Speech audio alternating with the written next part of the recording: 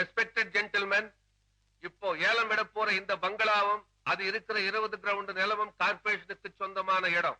இதுல நீங்க பிளாட்ஸ் கட்டலாம், ஷாப்பிங் காம்ப்ளெக்ஸ் கட்டலாம், வேணும்னா பெரிய 5 ஸ்டார் ஹோட்டலே கட்டலாம். இந்த இடத்துக்கு அரசாங்கத்தால நிர்ணயிக்கப்பட்டிருக்கிற குறைஞ்சபட்ச விலை 1 கோடி ரூபாய். இப்போ ஏலத்தை ஆரம்பிக்க போற 1 கோடி ரூபாய். 1 crore 50 lakhs. 1 கோடியே 75 லட்சம். 2 crores. 2 கோடி. 2 கோடி. 2 கோடி. 3 crores. 4 crores. அண்ணாமலை அவர்கள் 4 கோடி.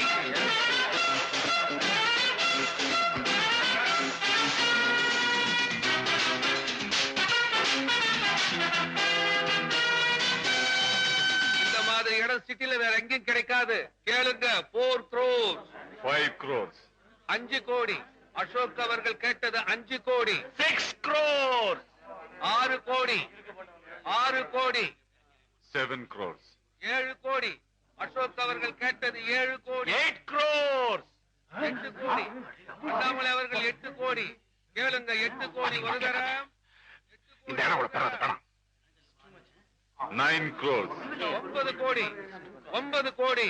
9 கோடி ஒரு தரம். 11 crores. 11 கோடி. அண்ணாமலை அவர்கள் 11 கோடி. அசோக் 11 முட்டாத்தம்மா என்ன கேட்டாரா? 12 crores. 12 கோடி. 12 கோடி ஒரு தரம். 12 கோடி ஒரு தரம். 12 கோடி 2 தரம். 12 கோடி 2 தரம். 12 கோடி 2 தரம். 12 கோடி 2 தரம். 12 கோடி 3 தரம்.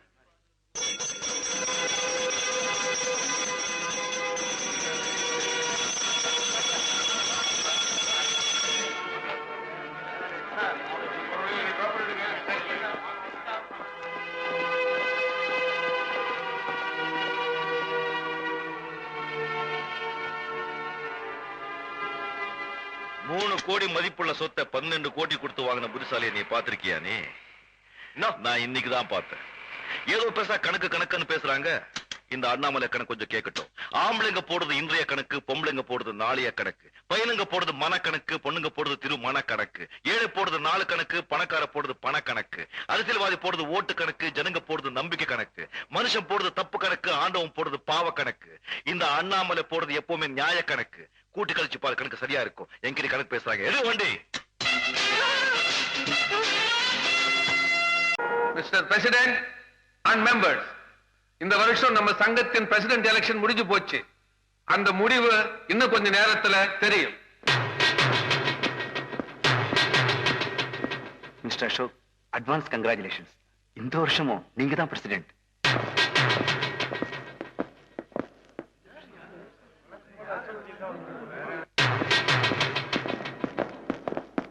நீங்கள் ஆவலோடு எதிர்பார்த்த சங்க எலெக்ஷன் முடிவுகள் வந்துவிட்டது. அதிக வாக்குகள் பெற்று நமது சங்கத்தின் புதிய தலைவராக தேர்ந்தெடுக்கப்பட்டவர் திரு அண்ணாமலை அவர்கள்.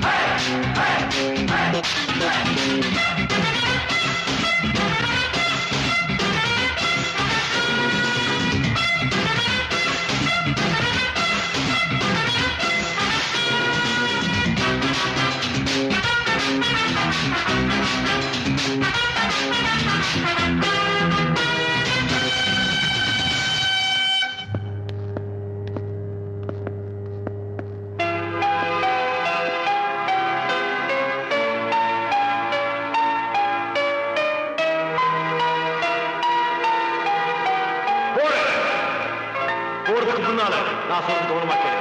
இன்னைக்கு பணம், பேர், புகழ், அந்தஸ்து இருக்கிற திமிர்ல என் வீட்டை இடிச்சு என் குடும்பத்தை நடுத்தரவு கொண்டு வந்து எனக்குள்ள தூங்கிட்டு இருந்த சிங்கத்தை தட்டி எழுப்பிட்டீங்க. அசோக், நீ இது வரைக்கும் இந்த அண்ணாமலை நண்பரை தான் பார்த்திருக்க. இனிமே நீ இந்த அண்ணாமலை விரோதியா பார்க்க போற. இந்த நாள் உன்னுடைய கேலண்டர்ல குறிச்சு வச்சுக்கோ. இன்னிலிருந்தே உன்னுடைய அழிவுகள் ஆரம்பமாயிடுச்சு. எனக்கு உனக்கு தர்ம யுத்தம் தொடங்கிடுச்சு. இந்த யுத்தத்துல நான் உன்னை விட பணம், பேர், புகழ், அந்தஸ்தை சம்பாதிச்சு பல அடுக்குமாறி ஓட்டைகளை கட்டி உன்னுடைய முன்னேற்றத்தை தடுத்து நிறுத்தி உன்னுடைய பண வெளியை ஒழிச்சு கட்டி நீ எப்படி என் வீட்டை இடிச்சு என் குடும்பத்தை நடுத்தர கொண்டு வந்தியோ அதே மாதிரி நானும் வீட்டை இடிச்சு உன் குடும்பத்தை நடுத்தர கொண்டு வரல. மலட அண்ணாமலை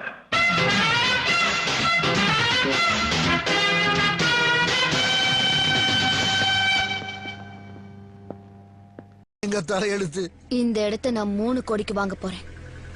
நாளைக்கு ரெஜிஸ்ட்ரேஷன்.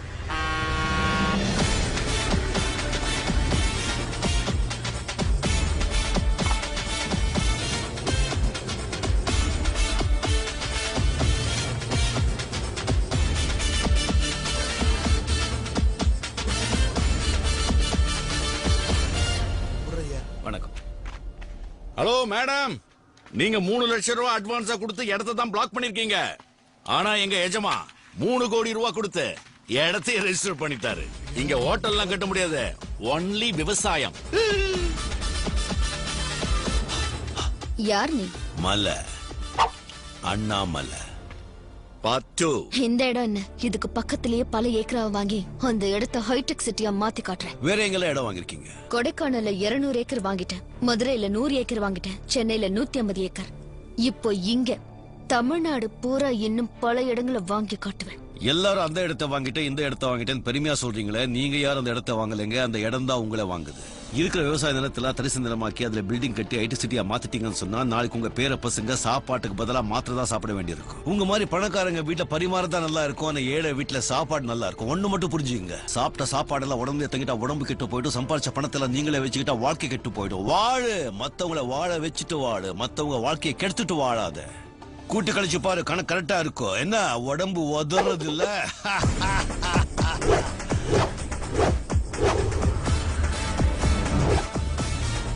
இது எப்படி இருக்கு?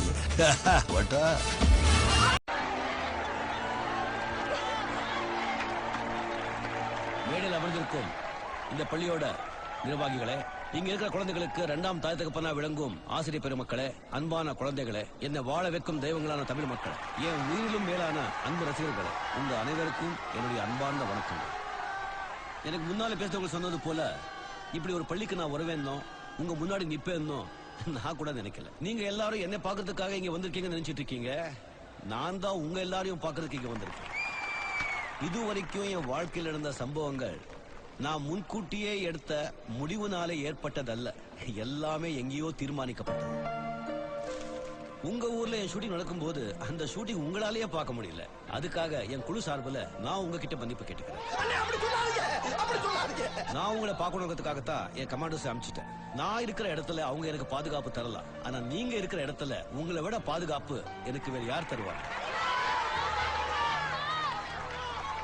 என் முன்னால நான் மாணவர்களை பார்க்கல, எதிர்கால மேதைகளை பார்க்கிறேன், விஞ்ஞானிகளை பார்க்கிறேன், அறிஞர்களை பார்க்கிறேன், கலைஞர்களை பார்க்கிறேன். இன்னும் எத்தனையோ தொழில்கள் செஞ்சு நம்ம பாரத நாட்டுக்கு பெருமை சேர்க்க போற எதிர்காலத்தை பார்க்கிறேன். நான் எல்லா மனிதர்களையும் மதிக்கிறேன், ஆனா நான் வணங்குகிற மனித தெய்வங்கள் இந்த ஆசிரியர். நம்மள உட்கார வச்சு நின்னுகிட்டே பாடம் நடத்துற ஆசிரியர்கள் கடைசி வரைக்கும் அங்கேயே நிக்கிறாங்க, ஆனா நாம உணர்ந்து எங்கேயோ போயிட்டு இருக்கோம்.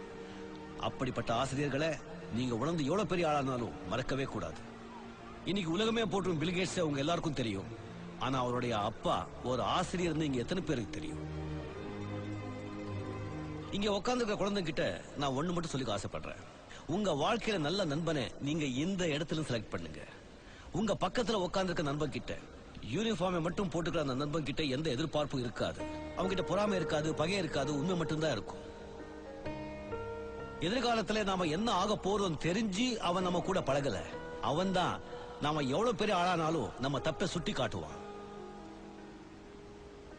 இதெல்லாம் நான் உங்ககிட்ட சொல்லும் போது எனக்கு சின்ன வயசு ஞாபகத்துக்கு வருது. இப்போ உங்களுக்கு எல்லாம் போட்டுக்க நல்ல ட்ரெஸ் இருக்கு, நல்ல சாப்பாடு இருக்கு, தேவையான பாட புத்தகம் கிடைக்குது. ஆனா இது எதுவுமே கிடைக்காத ஒரு அசோக் குமார உங்களால நினைச்சு பார்க்க முடியுமா? அன்னைக்கு நான் வெறும் அசோக், பரம ஏழையான ராஜகுமார் மகன் தான் இந்த அசோக் குமார். ட்ரெஸ் வாங்க வசதி இல்லாம ஒட்டு போட்ட சட்டையோட முட்டிக்கு கீழே கிழிஞ்சு தொங்கிக்கிட்டு இந்த ட்ரௌசரை போட்டுக்கிட்டு ஸ்கூலுக்கு போன அசோக் குமார் நான் தான். கொடை வாங்க வழி இல்லாம மழையில நினையாம இருக்க வாழை இலைய வெட்டி தலைமையில வச்சுக்கிட்டு பள்ளிக்கூடத்துக்கு போன அசோக் தான் இந்த அசோக் குமார். ஒவ்வொரு மனுஷனுடைய வாழ்க்கையிலயும் அவன் வாழ்வுல உயரதுக்கு உந்துகோலா ஒரு மனுஷன் இருப்பான். எனக்கும் அப்படி ஒரு நண்பன் இருந்தான். சிவப்பு கடுக்கன் போட்ட என் ஆறுயிர் நண்பன். எதுவுமே இல்லாத இந்த அசோகனை ஏதாவது ஆக்கியே தீருவேன்னு கங்கனை கட்டிக்கிட்டு இன்னைக்கு நான் இந்த நிலைமைக்கு வர்றதுக்கு காரணமா இருந்த என் தோழன் பாலகிருஷ்ணன், என் உயிருக்கு உயிரான பாலு.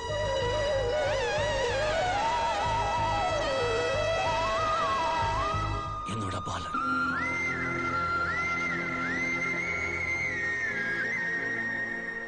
மத்தியான சாப்பாட்டு வேளையில நான் தண்ணி மட்டும் குடிக்கிறத பார்த்துட்டு தன் டிஃபன் பாக்ஸை நீட்டி எனக்கு சோறு போட்ட பாலு. அவன் அப்பாவுக்கு தெரியாம கொண்டு வர பணத்துல நாங்க டூரிங் டாக்கீஸ் மண் திரையில உட்காந்து எவ்வளவோ சினிமா பார்த்திருக்கோம். உண்மையிலேயே என் வாழ்க்கையில நான் முதல் சினிமாவை பார்த்தது அவன் காசுல தான். எனக்கு கடலை மிட்டாய் ரொம்ப பிடிக்கும்னு ஆசையா வாங்கி தருவான். அவன் வாழ்க்கையை விட என் வாழ்க்கை மேலதான் ரொம்ப அக்கறை காட்டுவான். நான் வளர்ந்து பெரிய ஆளா வரணும்னு ரொம்ப விரும்பினா அவங்க அப்பா இல்லாத நேரத்துல எந்த கடையில உட்கார வச்சு என் முடிய வெட்டி என்னை அழகுபடுத்துவான்.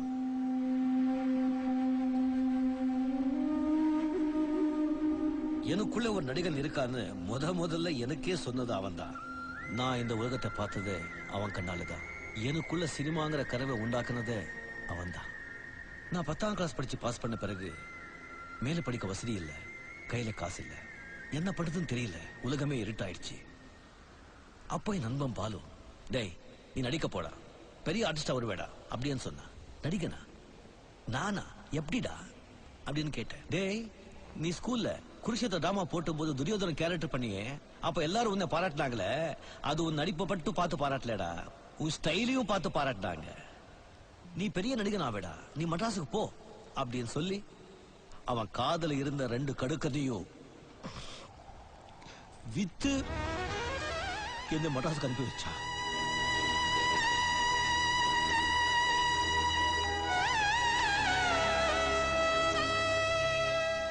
நான் இந்த கடனை எப்போ எப்படி அடைக்க போறேன்னு அவன் கிட்ட கேட்டேன்.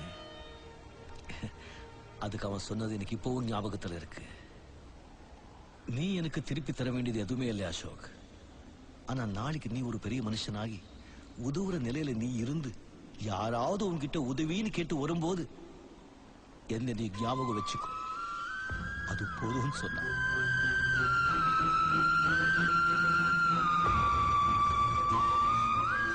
அவன் கொடுத்த பணத்தோட சென்னைக்கு புறப்பட்ட அந்த அசோக் தான் இன்னைக்கு உங்க முன்னாடி நடிகன் அசோக் நான் நிக்கிறேன். நான் இங்க நிக்கிறேன், ஆனா என் நண்பன் எங்க நிக்கிறான்னு தெரியல.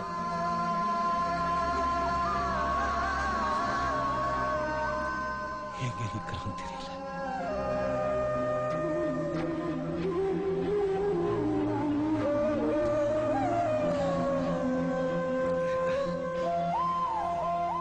I'm sorry. ஒரு காதல் பிரச்சனையில ஊரை விட்டு ஓடி போன என் பாலகிருஷ்ணன் இன்னும் நினைவு விட்டு நீங்கவே இல்லை. இந்த குசேலனை தன் பணத்தினால குபேரனாக்கிய அந்த கிருஷ்ணன், என் பாலகிருஷ்ணன், இன்னும் என் உயிர்ல கலந்திருக்கான். நண்பா, உன்னுடைய நண்பன் நான் இன்னைக்கு ஒரு நல்ல நிலைமையில இருக்கும்போது என் பக்கத்துல நீ இல்லையேங்கிற வேதனை ஒவ்வொரு நிமிஷமும் என்னை யோசிக்க வைக்குது. பெரியவங்க மாதா பிதா குரு தெய்வம் சொல்லுவாங்க. அவங்க ஏன் நண்பனை விட்டாங்க தெரியல. என்ன பொறுத்த வரைக்கும் மாதா பிதா குரு நல்ல நண்பன், அதுக்கப்புறம் தான் தெய்வம்.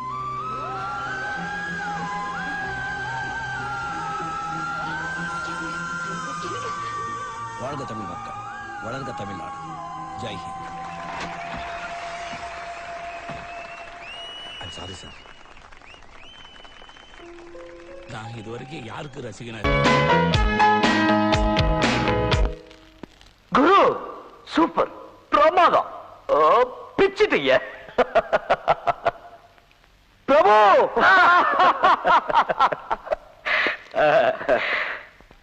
மேடம்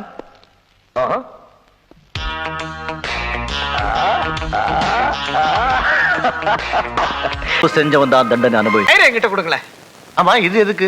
அவனுக்கு தான் ஞாபகம் வந்துருச்சு. நம்ம நாட்டுல அரசியல்வாதிகள்லாம் தேர்தல் காலத்துல நிறைய வாக்குறுதிகளை கொடுக்குறாங்க, அப்புறம் எல்லாத்தையும் மறந்துடுறாங்க.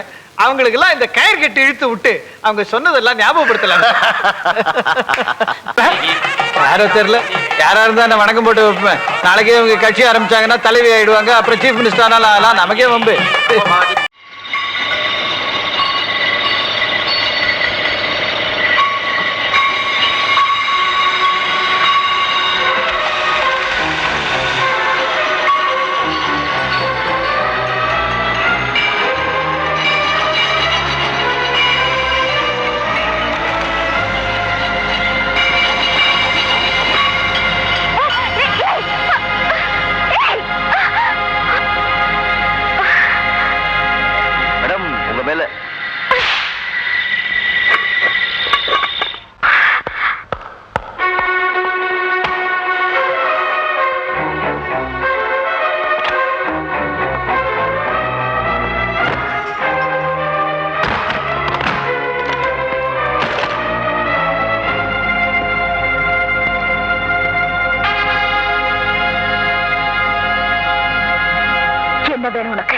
நம்ம ஆளுங்க என்னதான் வெளிநாட்டுல படிச்சுட்டு வந்தாலும் தமிழ் பண்பாடை மறக்க மாட்டாங்க.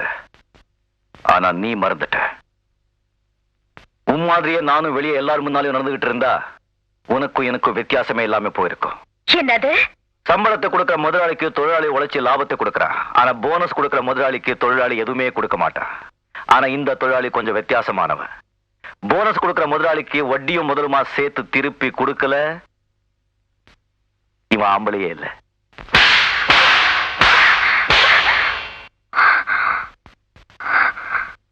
என்ன வேலை விட்டு தூக்கி உள்ள என்ன நடந்ததுன்னு வெளியே யார்கிட்டயும் காட்டிக்காத. அது உனக்கு தான் அசிங்கம்.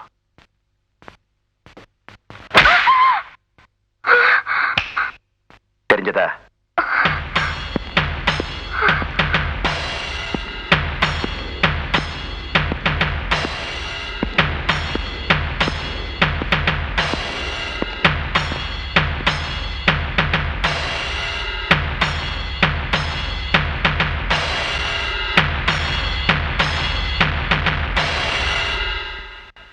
உயிரை இழக்கும். உங்க கோரிக்கையை உங்க முதலாளி ஏத்துப்பாங்க நினைக்கிறீங்களா? மனசாட்சி உள்ள எந்த மனுஷனும் ஏத்துப்பாங்க. அவங்க மனுஷங்கன்னு நான் நினைக்கிறேன். இன்னும் ஒரே ஒரு क्वेश्चन. நான் உங்க மனைவி தூர்தர்ஷனுக்கு இன்டர்வியூ எடுக்கும் போது நான் நம்பர் 1 தான், என் புருஷன் தான் நம்பர் 2ன்னு சொல்லிருக்காங்க. அத பத்தி என்ன நினைக்கிறீங்க? போச்சுடா, இதெல்லாம் ஞாபகம் வச்சுக்கிட்டு கேக்குறாளே. நான் நம்பர் 2 தான். நீங்க நம்பர் 2வா? எஸ். அப்போ உங்க மனைவி நம்பர் 1 நீங்க ஒத்துக்கிறீங்க? கண்டிப்பா. Thank you sir. ஒரு நிமிஷம். எஸ். நீங்க கேட்டுட்டீங்க, நான் இப்ப சில கேள்விங்க கேட்கிறேன். நம்பர் 1, நம்பர் 2, நம்பர் 3 குதிரைகளை தான் கூப்பிடுவாங்க. ஆனா சில மனுஷ குதிரைங்க நம்பர் 1 அலையுதுங்க. இப்போ ஒரு குழந்தைகிட்ட 1 மிட்டாய் வேணுமா 2 மிட்டாய் வேணுமான்னு கேட்டா அந்த குழந்தை என்ன சொல்லும்? 2 மிட்டாய் தான் சொல்லும். ஒரு குரங்கு கிட்ட 1 வாழைப்பழம் வேணுமா 2 வாழைப்பழம் வேணுமான்னு கேட்டா அந்த குரங்கு என்ன கேட்கும்? 2 வாழைப்பழம் தான் கேட்கும். இப்போ உங்ககிட்ட 1 ரூபாய் வேணுமா 2 ரூபாய் வேணும்னு கேட்டா நீங்க என்ன சொல்லுவீங்க? 2 ரூபாய் தான் கேட்பேன். அப்ப 1 பெருசா 2 பெருசா? 2 தான் பெருசு. அப்ப நான் தான் பெருசு. அப்படி போட்டாக்க பிரமாதம். மாப்பிள்ளை பிடிச்சிட்டீங்க. Excellent sir. Thank you.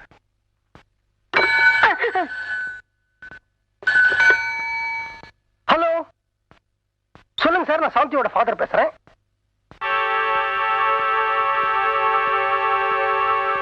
யாருப்பா? லேபர் மினிஸ்டரோட பிஏ பேசுனாரு. மினிஸ்டர் ஒரு நாளைக்கு தான் டைம் கொடுத்திருக்காரு. நாளைக்கு கம்பெனியை நீ திறக்கல, நாளைக்கு கவர்மெண்டே கம்பெனியை திறக்கும்னு சொல்லிட்டாரு. அது எப்படி அவங்க திறப்பாங்கன்னு நானும் பாக்குறேன். சாந்தி, அனாவசியமா கவர்மெண்டோட விளையாடாத. யார் யார்கிட்ட விளையாடுறாங்கன்னு அவங்களும் தெரிஞ்சுக்கிட்டோம். சாந்தி, என்னப்பா சத்தம் போடுறீங்க? நீங்களும் தொழிலாளிங்க பக்கம் சேர்ந்துட்டீங்களா? அம்மா, தனிப்பட்ட ஒரு மனுஷனை பழிவாங்க நீ எடுத்த முடிவு தப்புன்னு நான் மட்டும் இல்ல, இந்த நாடே சொல்லுது. அத பத்தி எனக்கு கவலை இல்ல. நான் அவரை ஜெயிக்கணும். அதுக்காக கவர்மெண்ட் ஃபேக்டரி எடுத்துக்கிட்டாலும் பரவாயில்ல. ஐ எம் சாரி மேடம், இது எங்க தாத்தா சம்பாதிச்ச சொத்து. எங்க அப்பா இந்த கம்பெனியை நிர்வாகம் பண்ணினார். அவருக்கு அப்புறம் இந்த கம்பெனியை நான் நிர்வாகம் பண்ணினேன். நீ படிச்சு வந்ததுனால இந்த நிர்வாகத்தை நான் உங்ககிட்ட ஒப்படைச்சேன். ஆனா இப்படி பைத்தியக்காரத்தனமா இந்த நிர்வாகத்தை கவர்மெண்ட் கிட்ட ஒப்படைக்க நான் அனுமதிக்கவே மாட்டேன். உனக்கு ஒண்ணு தெரியுமா? எனக்கு 50 வயசு தான் ஆறுது. நான் ரிட்டையர் ஆகிறதுக்கு இன்னும் 5 வருஷம் இருக்கு. ஆனா 50 வயசுக்கு மேல இருக்கிறவங்க எல்லாம் வீட்டுக்கு அனுப்பணும்னு நீ சொல்ற. அதனால நான் மறுபடியும் இந்த கம்பெனிக்குள்ள முதலாளியா நுழைஞ்சு இந்த போராட்டத்தை நிறுத்துறேன். வெளியில ஸ்ட்ரைக் பண்றாங்களே, அவங்களுக்கு ஜூஸ கொடுத்து இந்த உண்ணாவிரதத்தை வாபஸ் வாங்க சொல்ல போறேன். அழகே, முதலாளி போய் பழச்சாறு எடுத்துக்கலாமா? வாங்குறேன்.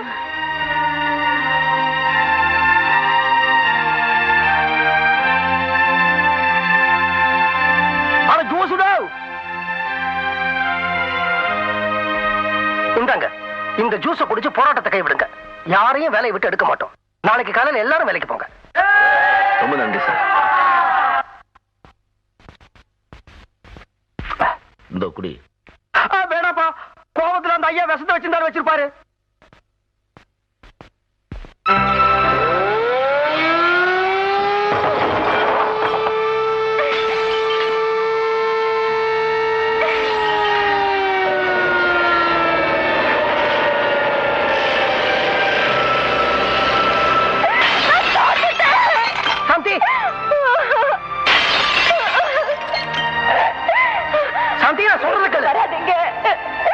எல்லாருமா சேர்ந்து என்ன ஏமாத்திட்டீங்க.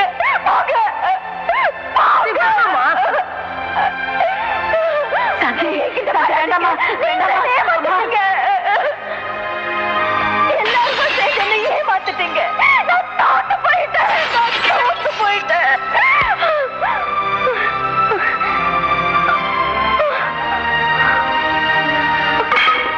யார்கிட்ட நீ தோத்த? பெத்த தகப்பு கிட்ட, வளர்த்த தாய் கிட்ட, கட்ட புருஷன் கிட்ட. இது தோல்வியா? தோல்விதான் ஒவ்வொரு மனுஷனுடைய வெற்றிக்கும் முதல் படி. அதை தெரிஞ்சுக்கோ. துக்கத்தையும் சந்தோஷத்தையும் சமமா எடுத்துக்கணும் தான் உண்மையான மனுஷன். கோடீஸ்வரனா இருந்தாலும் எவ்வளவு பெரிய ஆளா இருந்தாலும் அவனுக்கு ஒரு கஷ்டம் வரும்போதுதான் மத்தவங்க கூட அவனுக்கு புரியும். படிப்புல நம்பர் 1, உத்தியோகத்துல நம்பர் 1, கோபத்துல நம்பர் 1, வேகத்துல நம்பர் 1. வாழ்க்கையில நீ எந்த நம்பர் தெரியுமா? வாரிய சுத்தி கண்ணாடியை போட்டுக்கிட்டு வெளி உலகத்தை பார்க்கணும்னு நினைச்சா அதுல முகதான் தெரியும். கண்ணாடியை எடுத்துட்டு ஜன்னல் வழியா பார், அப்பதான் உனக்கு வெளி உலகம் என்னன்னு புரியும். இப்படிதான் இருக்கணும்னு கட்டுப்படுத்தாம எப்படியாவது இருக்கலாம்னு உன்னை சுதந்திரமா விட்டாங்கல்ல, கண்டிப்பா இவங்க உன்னை கூடயே தான் வளர்த்திருக்காங்க. பேசாதீங்க, திருப்பதி நீங்க பேசாதீங்க. அமைதியான என் வாழ்க்கையில் ஆத்திரத்தை வரவழைச்சதே நீங்க தான். என் வீட்டுல தங்கி, என் தட்டுல, என் படத்துல சாப்பிட்டு, என் வீட்டு முன்னாடி உண்ணாவிரதம் இருந்தீங்களே. உங்களை மாதிரி மனுஷனை நான் பார்த்ததே இல்லை. இல்லம்மா, இல்ல, கண்டிப்பா அவர் உங்க தட்டுல சாப்பிடல, உங்க செலவுல இங்க தங்கல. என்னைக்கு உங்க கழுத்துல தாலி கட்டி அவங்க அம்மா வார்த்தைக்கு கட்டுப்பட்டு இங்க தங்க சம்மதிச்சாரோ அந்த நிமிஷமே மாச செலவுக்காக என்கிட்ட 2000 ரூபாய் கொடுக்கிறாரு. அது அவருக்கு மட்டும் இல்ல, உங்களுக்கும் சேர்த்துதான். இதெல்லாம் எதுக்குன்னு நான் கேட்டேன். புருஷன் பணத்துல பொண்டாட்டி சாப்பிடுறதுதான் அவளுக்கு பெருமை. பொண்டாட்டி பணத்துல புருஷன் சாப்பிட்டா அது எனக்கு கொடுமைன்னு சொன்னாரு. பெண்ணை மதிக்காம, பெண்ணுக்கு மரியாதை கொடுக்காம, பெண்ணை அவமானப்படுத்துற இவரோட நீங்களும் சேர்ந்துக்கிட்டீங்கல்ல. நான் பெண்ணை மதிக்காதவனா? நான் பெண்ணுக்கு மரியாதை கொடுக்காதவனா? உலகத்திலேயே நீ ஒருத்திதான் பெண்ணு நீ நினைச்சேன்னா அந்த பெண்ணுக்கு நான் மரியாதை கொடுக்கலன்னு வச்சுக்கோ. பெண்ணுக்கு அழகை விட அடக்கம் தான் முக்கியம், அறிவை விட அமைதி தான் முக்கியம். இந்த உலகத்துல படைப்பாளியே பெண் தான். ஆனை சுமக்கிறவளும் பெண் தான். உன்னை மாதிரி திமிர் பிடிச்ச பொண்ணை சுமக்கிறவளும் பெண் தான். அப்படிப்பட்ட ஒரு பெண் தெய்வத்தை மதிச்சு மரியாதை கொடுத்து அவங்க சொன்ன ஒரே ஒரு வார்த்தைக்காக உன் கழுத்தை நான் 3 முடிச்சு போட்டேன். அவங்க தான் என்னுடைய தாய். உன்னை கல்யாணம் பண்ணிக்கிட்ட மறுநாளே ஒரு சைக்கிள் ரிக்ஷாவில் பெட்டி படுக்கையோட உன்னை போட்டு உதைச்சே வீட்டுக்கு கொண்டு போயிருப்பேன். ஆனா நமக்குள்ள தாம்பத்திய உறவு நடக்கலைங்கிறது என் அம்மாவுக்கு தெரியக்கூடாதுங்கிற ஒரே ஒரு காரணத்துக்காகத்தான் நிறுத்திட்டேன். என்னோட சந்தோஷமா நீ குடும்பம் நடத்தலேன்னு அந்த ஜீவனுக்கு தெரிஞ்சது, அதுல ரத்த ஓட்டமே நின்றுடும். மகனுக்கு இப்படி ஒரு வாழ்க்கை ஏற்படுத்தி கொடுத்துட்டோமேங்கிற வருத்தத்துல அவங்க இதய துடிப்பே நின்றுடும். நான் என் தாயை மதிக்கிறவன், அவங்க சொல்லுக்கு கட்டுப்படுறவன். நான் என் தாய் மேல எவ்வளவு மதிப்பு வச்சிருக்கிறோம், அதே போல உனக்கு ஒரு புள்ள பிறந்து அவன் உன்னை மதிக்கிற அளவுக்கு நீ நடந்துகிட்டா, நான் மட்டும் இல்ல இந்த உலகமே உன்னை மதிக்கும். உன் பெண்மைக்கு மரியாதை கிடைக்கும். கிருஷ்ணா,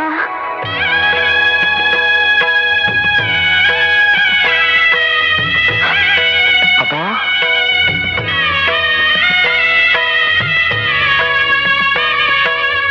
அம்மா, அம்மா, உங்க கை கால்.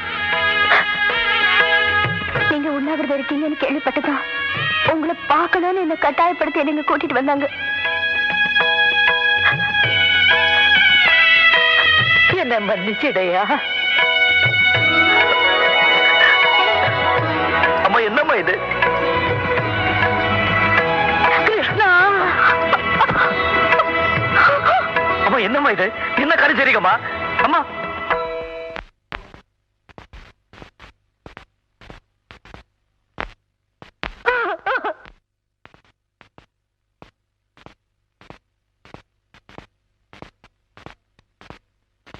பசுந்தங்கம் புதுவெள்ளி மாணிக்கம் மணி வைரம் அவையாவும் ஒரு தாய்க்கு ஈடாகுமா? விலை மீது விலை வைத்து கேட்டாலும் கொடுத்தாலும் கடை தன்னில் தாயன்பு கிடைக்காதம்மா. ஈரைந்து மாதங்கள் கருவோடு எனை தாங்கி நீ பட்ட பெரும்பாடு அறிவேனம்மா. ஈரேழு ஜன்மங்கள் எடுத்தாலும் உழைத்தாலும் உனக்கிங்கு நான் பட்ட கடன் தீருமா? உன்னாலே பிறந்தேனே, அம்மா என்றழைக்காத உயிரில்லையே, அம்மாவை வணங்காது உயர்வில்லையே. நேரில் நின்று பேசும் தெய்வம் பெற்றதாயன்றி வேறொன்று ஏது? அம்மா என்றழைக்காத உயிரில்லையே, அம்மாவை வணங்க